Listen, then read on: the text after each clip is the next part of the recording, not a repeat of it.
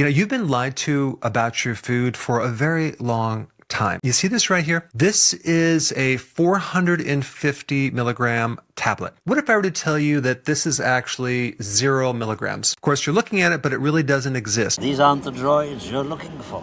What would you say? I'm crazy, right? Well, this is a loophole that manufacturer companies use to hide ingredients in your food.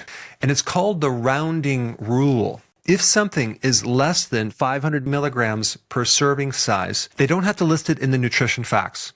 Let me explain. Let's say a product has less than 500 milligrams of trans fats, okay, per serving size. Manufacturing companies can round down to 0 and even say on the label that it has 0 trans fats. The same thing with MSG. It's called the rounding down trick. Okay. And it blows my mind how they got away with getting that passed, because 500 milligrams is not 0. You see, if something says sugar-free, fat-free, sodium-free, the chances of you reading the ingredients are pretty slim. So this is just another reason why you need to start reading the ingredients. And unfortunately, when we talk about sugar, there could be a lot of different terms for sugar. There's actually over 200 different words for sugar. But the thing that really kind of gets me is something called incidental additives. Ingredients that have a different function that's not related to texture, flavor, or a preservative. Or they have a function of extracting certain things from food.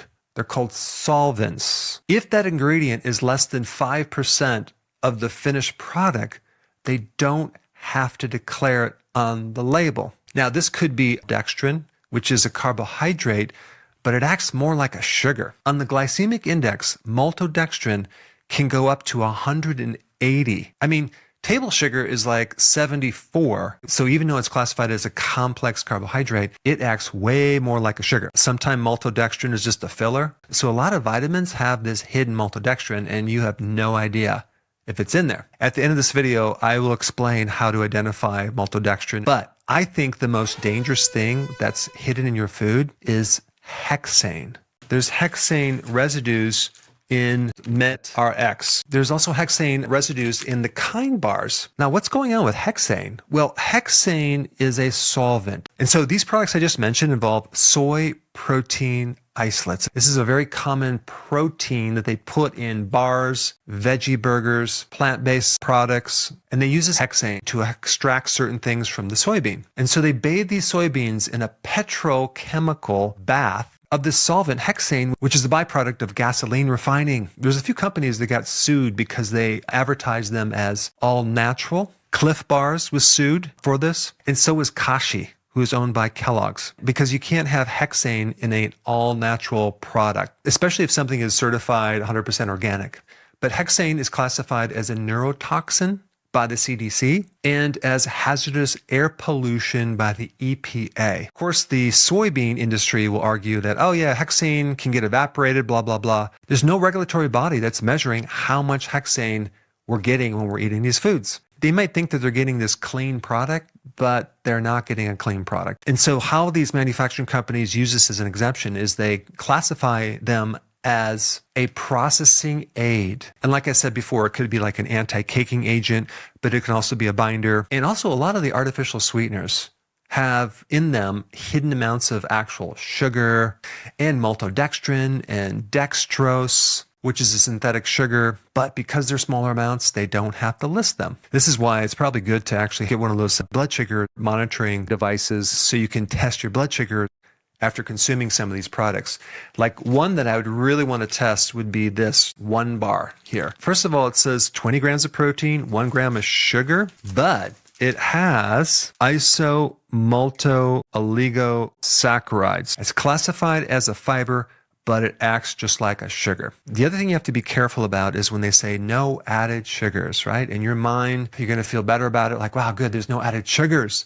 But when you read the ingredients, you're going to see that there might not be added sugars, but the stuff in there definitely is filled with sugars. And you also have to be careful about anything that says sugar-free or sugar-free gum. But because the serving size is so small, they can use it to trick you. I'm also suspect of anything that says sugar-free when the carbs are high as well. Another trick that they use with maltodextrin is classified as a carbohydrate, not as a sugar, even though it acts more like a sugar. And so they can get away with saying it's sugar-free. Again, if you check your blood, it'll just jack your blood sugars way the heck up there. Another ingredient I would be very careful about is corn syrup solids. Like, wait a second, corn syrup solids? Corn syrup solids is basically a solid form of corn syrup. So it's the same thing, but it's just in a solid form. So it's a synthetic type of sugar made out of corn. Besides gum being in a small quantity, and they can kind of hide a lot of things in there, you also have the sugar-free non-dairy creamers you put in your coffee. I know when I'm out of town in a hotel,